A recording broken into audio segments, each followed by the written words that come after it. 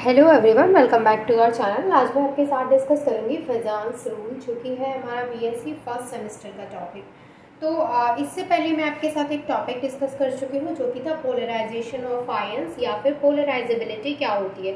तो देखिए, ये जो टॉपिक है वो उसी से रिलेट करता है। वहाँ पर मैंने आपको एक चीज़ बताई थी, अगर आपने वो वीडियो देखी है तो आपको पता होगा कि जब भी कैटाइन और एनाइन के बीच में क्या होता है, पोलराइजेशन होता है।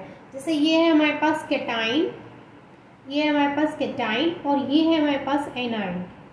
तो मैंने आपको बोला था कि जब भी कैटाइन और एनाइन के बीच में पोलराइजेशन होता है तो जो यहाँ पे क्या होता है कि जो एनाइन है उसमें क्या हो जाता है, वो डिस्टॉर्ट हो जाता है।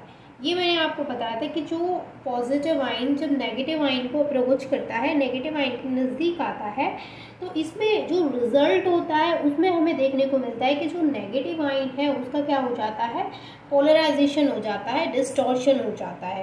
कैसे? देखो भाई, मैंने आपको बोला कि अभी ये जो हमारा डायग्राम है वो कैटाइन का है और ये एनाइन का है और इनके बीच में नो पोलराइजेशन है। इनके बीच में जो पोलराइजेशन है वो क्या है, नहीं है। तो ये एज इट इज़, मतलब एकदम हमें अच्छे से दिख रहा है। लेकिन वहीं पर अगर मैंने यहाँ पर ये कैटाइन बना दिया, मान के चलिए ये कैटाइन बना दिया, और फिर मैंने उसका क्या कराना है, एनाइन के साथ में क्या कराना है, उसको अट्रैक्ट कराना है। यानी कि कैटाइन एनाइन क्या करेगा, क्लोज जाएगा, उसको अप्रोच करेगा।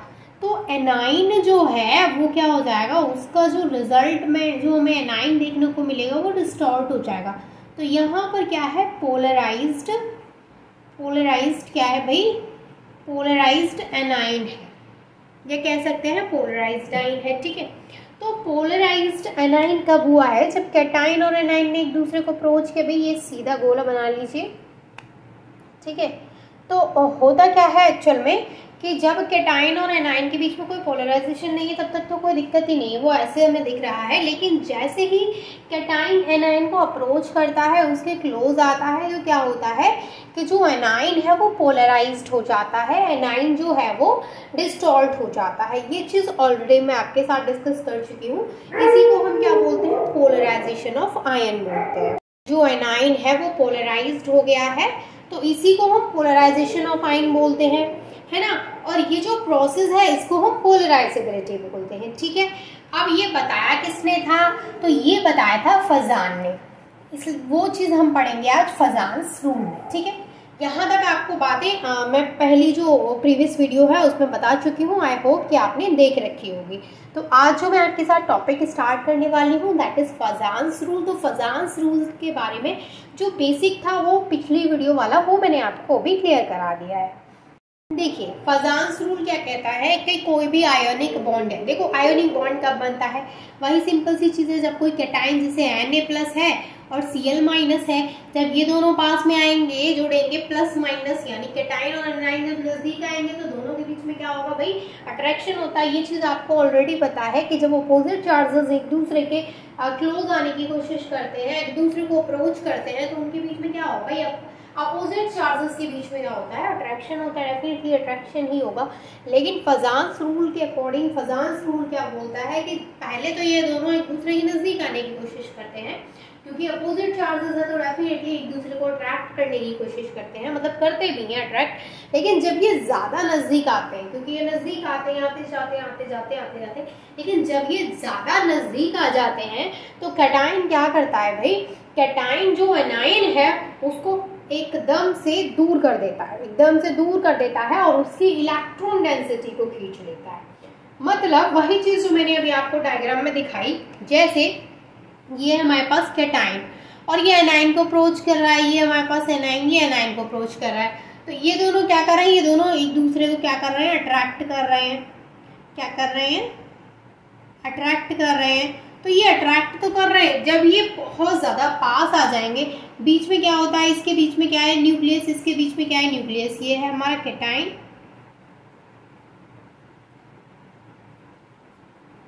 और ये है हमारा एनाइन, दोनों के बीच में क्या है, बीच में न्यूक्लियस है।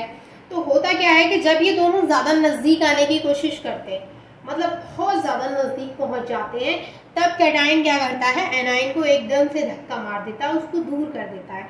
तो जब एनाइन उसको दूर करता है तब हमें कुछ इस तरीके का स्ट्रक्चर देखने को मिलता है। यानी कि मैंने आपको अभी क्या बोला था कि ये उसको धक्का तो लगाएगा, जो हमारा एनाइन है उसको धक्का तो लगाएगा, लेकिन उसको पोलराइज्ड कर देगा। जो एनाइन है, जो यहाँ पे एनाइन की मैं बात कर रही हूँ, वो पोलराइज्ड हो जाएगा, यानी उसका जो प्लस चार्ज है वो इधर आ जाएगा और माइनस चार्ज इधर आ जाएगा। उसकी इलेक्ट्रॉन डेंसिटी को ये खींचने की कोशिश करेगा।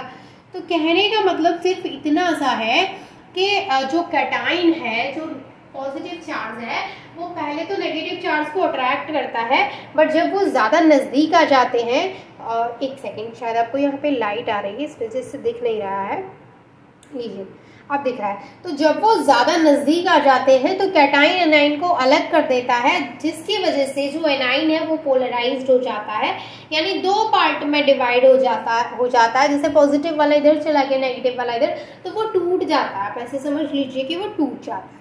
ठीक है, तो ये होता है फजान्स रूल। अब देखो जो फजान्स रूल है, इसमें इसको डिटरमाइन करने के लिए, यानी अकॉर्डिंग टू हिम, जो फजान्स रूल जिन्होंने दिया है, तो उनके अकॉर्डिंग क्या है, उनके अकॉर्डिंग जो पोलराइजेशन और डिस्टॉर्शन ऑफ एनाइन होता है किसी भी कैटाइन के द्वारा, उसको कई सारे फैक्टर्स से डिटरमाइन कर सकते हैं। कई सारे फैक्टर्स से उसको हम यहाँ पे पढ़ सकते हैं, मतलब पढ़ सकते हैं नहीं, एक्चुअल में पढ़ते हैं। तो कई सारे फैक्टर्स से उसको डिटरमाइन किया जाता है। तो हम उन फैक्टर्स को पढ़ेंगे कि कौन कौन से फैक्टर्स से उसको डिटरमाइन किया जाता है। देखिए कौन कौन से फैक्टर्स है। पहला फैक्टर है charge on cation and A9. अब देखिए जैसे जैसे चार्ज इंक्रीज होता है, कैटाइन पे चार्ज इंक्रीज होने का मतलब है कि उस पर प्लस चार्ज इंक्रीज हो रहा है, यानी कि उसके इलेक्ट्रॉन्स को निकाला जा रहा है, तो उसको उतनी ही ज़्यादा इलेक्ट्रॉन्स की रिक्वायरमेंट होगी। सेम एनाइन पर चार्ज इंक्रीज होने का मतलब क्या है कि उसके पास ज़्यादा इलेक्ट्रॉन्स आ रहा है, तो वो और इजीली अपने इलेक्ट्रॉन्स को दे पाएगा किसी और को। तो एक्चुअल में होता क्या है कि जैसे जैसे कैटाइन एंड एनाइन का चार्जेस इंक्रीज होता है, उनकी जो पोलराइजेशन पावर है वो भी इंक्रीज होती है। इसको थोड़ा सा आप माइंड लगा के सोचिएगा कि जब चार्ज कैटाइन पे जितना ज़्यादा चार्ज होगा वो उतना ही ज़्यादा एनाइन के पास जाने की कोशिश करेगा, क्योंकि उसको उतनी ही ज़्यादा इलेक्ट्रॉन्स की रिक्वायरमेंट होगी। And same in the case of anion, जितना ज़्यादा उस पर माइनस चार्ज होगा वो उतनी ही ईजिली अपने इलेक्ट्रॉन्स को किसके कैटाइन के पास में दे पाएगा, कैटाइन के पास नज़दीक, क्योंकि जितना ज़्यादा चार्जेस इंक्रीज हो जाएगा वो उतना ही ज़्यादा पोलराइजेशन पावर उनकी बढ़ जाएगी, है ना।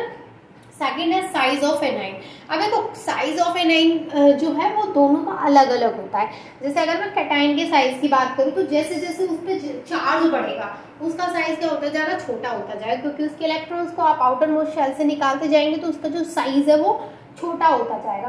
तो जितने छोटे साइज का कैटाइन होगा उतनी ही ज्यादा उसकी पोलराइजेशन पावर होगी। लेकिन एनाइन के केस में क्या है, बिल्कुल अलग है, क्योंकि एनाइन के केस में क्या होता है, माइनस चार्ज बढ़ता है, और जब माइनस चार्ज बढ़ता है तो शेल जो है उसकी वो भी बढ़ेंगी, शेल बढ़ेंगी तो डेफिनेटली उसका साइज भी बढ़ेगा।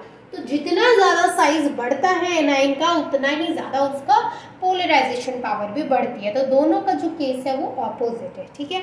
थर्ड है इलेक्ट्रॉनिक कॉन्फ़िगरेशन। अगर मैं कैटाइन की बात करूं तो ऐसा कैटाइन जिसके आउटर मोस्ट शेल में 18 इलेक्ट्रॉन है वो इजीली पोलराइज कर देता है एनाइन को देन 8 इलेक्ट्रॉन वाला, यानी cation with 18 electrons in its outermost shell can polarise an anion more effectively than 8 electron.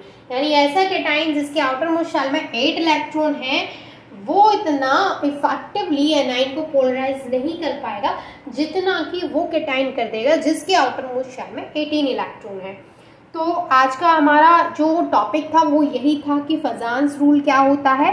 Basically इस रूल को समझने के लिए आपको थोड़ा सा पोलराइजेशन पावर एंड पोलराइजेबिलिटी को समझना पड़ेगा।